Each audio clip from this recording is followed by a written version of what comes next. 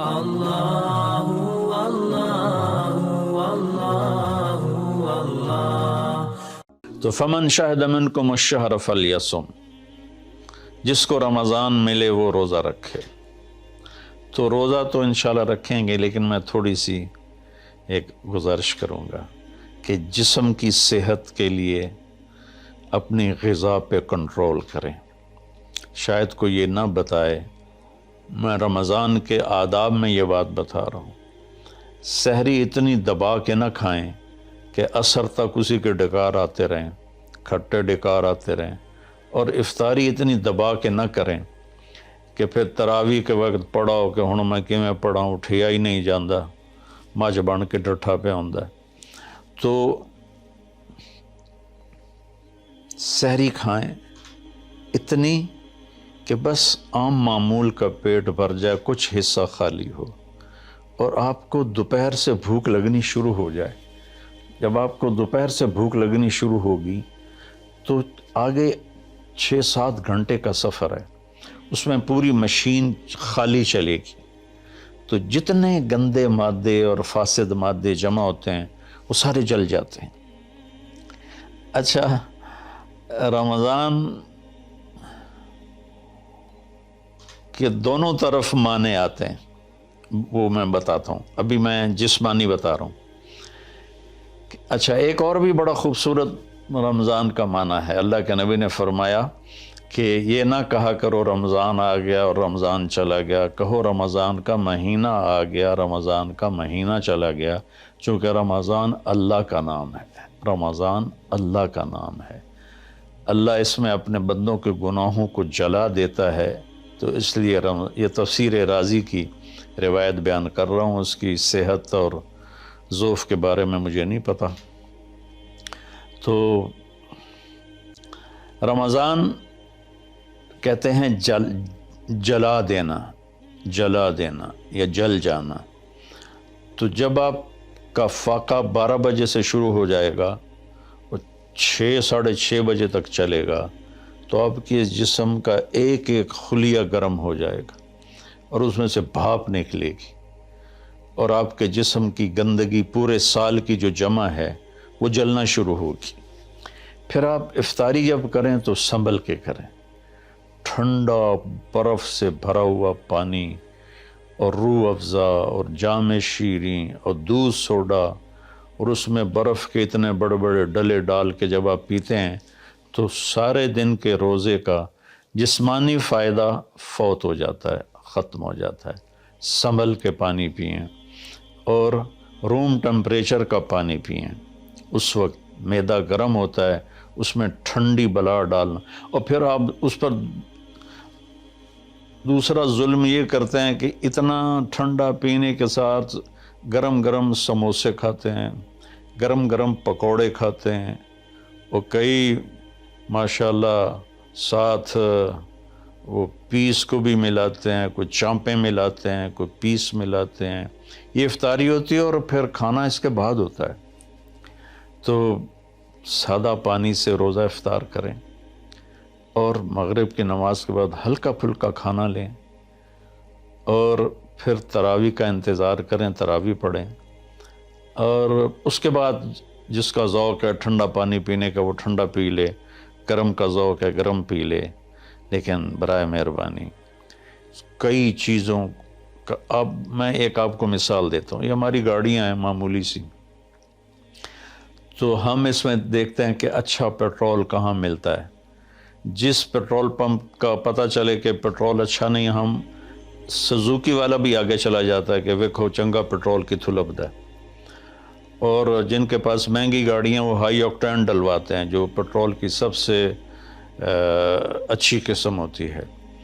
تو ہم اپنی ایک چھوٹی سی گاڑی، چند لاکھ یا چند کروڑ کی گاڑی کو اچھا پیٹرول دینے کے لیے کئی کلومیٹر سفر کرتے ہیں کہ وہاں کا پیٹرول پمپ اچھا ہے، اور یہ جو گاڑی ہے جس کی آنکھ کا یہ ابرو کا یہ جو پپوٹے کا بال ہے، یہ اگر گر جائے تو ساری دنیا مل کے نہیں دے سکتی۔ ایک نوخن اگر گر جائے تو پوری دنیا مل کے وہ نوخن نہیں دے سکتی۔ کون چاہتا میں گنجا ہو جاؤں؟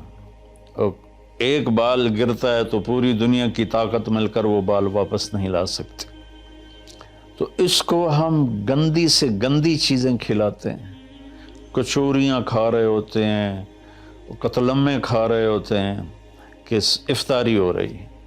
تو اللہ کے واسطے ٹویوٹا گاڑی میں صاف پیٹرول ڈلواتے ہو اور اس خوبصورت گاڑی میں گند بھر دیتے ہو، سموسے اور پکوڑے اور دودھ سوڈا اور جام شیریں اور روح افزا اور 7 اپ اور ٹھنڈے پانی، سکنجبین، اور اس کے اوپر پھر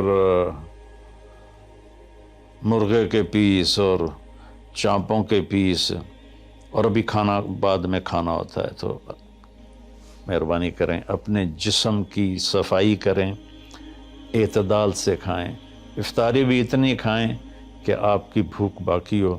تو آپ آرام سے تراویحیں پڑھ لیں گے، تو تراویح پڑھیں، پھر اس کے بعد آپ آرام کریں، جلدی سے سو جائیں۔ اور بعض نوجوان ساری رات جاگتے ہیں، ٹھیک ہے، کوئی بات نہیں، جاگیں، کوئی نفل بھی پڑھ لیا کریں، کچھ اپنی گپ شپ بھی کر لیا کریں، اور پھر سحری ایسی کھائیں کہ اب اس میں پراٹھے پک رہے ہوتے ہیں اور ہر گھر سے پراٹھوں کی خوشبو آ رہی ہوتی ہے، تو پھر پراٹھوں کا بوجھ اپنے اوپر نہ ڈالیں، سادہ روٹی کھا لیں، سادہ سالن کھا لیں، تو پورے مہینے میں آپ کے پوری باڈی کی اوور آلنگ ہو جائے گی۔ یہ تو جسمانی فائدہ ہو گیا۔ روحانی لحاظ سے کیا ہے؟ شہر رمضان، رمضان جل جانا، جلا دینا، رمضان کا مہینہ۔ اس لیے اللہ کے نبی نے کہا، یہ کہا کرو ماہ رمضان آیا اور ماہ رمضان گیا، کیونکہ اللہ آنے جانے سے پاک ہے، تو اللہ کا نام رمضان ہے۔ یہ امام راضی کی روایت ہے۔ تو یہ نہ بھی ہو تو رمضان میں جلنے کا مطلب کیوں ہے؟ اسی مہینے کے ساتھ کیوں ہے کہ ہر روزے کے ساتھ اللہ اس کے گناہ معاف کرتا ہے، اس کے گناہوں کو جلاتا ہے، اس کی بھوک کی آگ میں جلاتا ہے، جلاتا ہے، جلاتا ہے۔ آخری روزے اللہ تعالیٰ کیا کرتے ہیں کہ اس کے سارے گناہوں کو جلا کے راکھ کر دیتے ہیں اور اپنی رحمت۔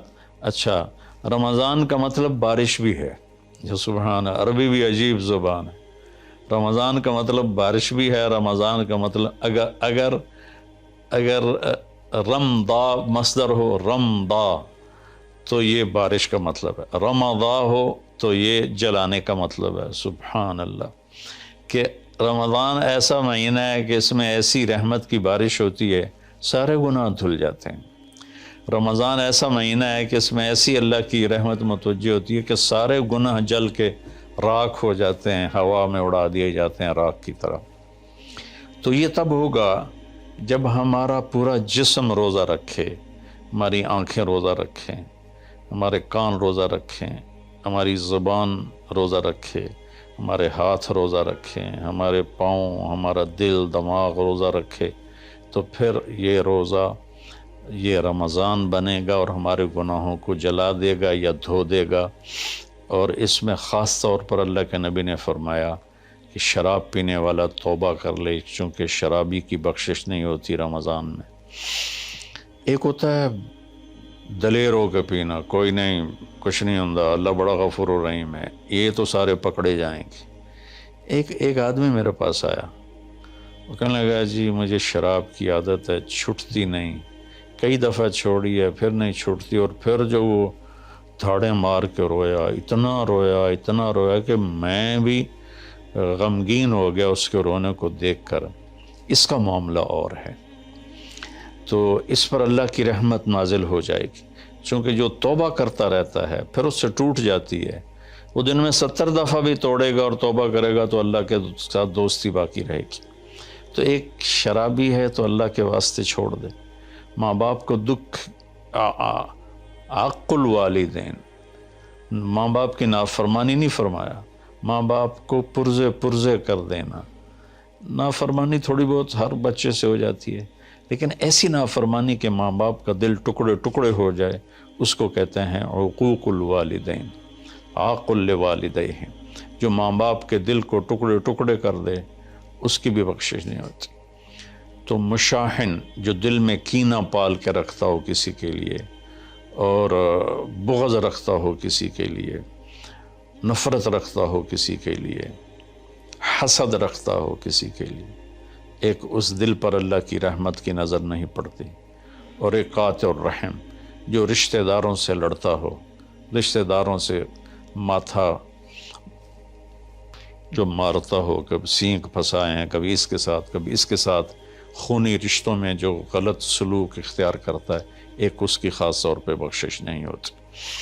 تو باقی اللہ کا دریائے رحمت ہے، جو بھی توبہ کرے گا، مشرک بھی توبہ کرے گا معاف، سود خور توبہ کرے گا معاف، چور توبہ کرے، ڈاکو توبہ کرے، زانی توبہ کرے، قاتل توبہ کرے، شرابی توبہ کرے، ماں باپ کا نافرمان توبہ کرے، اور رشتہ داروں سے لڑنے والا توبہ کرے، نفرت رکھنے والا توبہ کرے، اور سود پہ کام کرنے والا توبہ کرے، سود کھانے والا توبہ کرے، سب معاف ہو جائے گا، سب معاف ہو جائے گا۔ اور اللہ سے مانگیں کہ اللہ تعالیٰ اس میں ہماری جسمانی صحت بھی بحال کر دے اور روحانی صحت بھی بحال کر دے، اور ہمارے گناہوں کو معاف کر دے۔ السلام علیکم ورحمۃ اللہ وبرکاتہ۔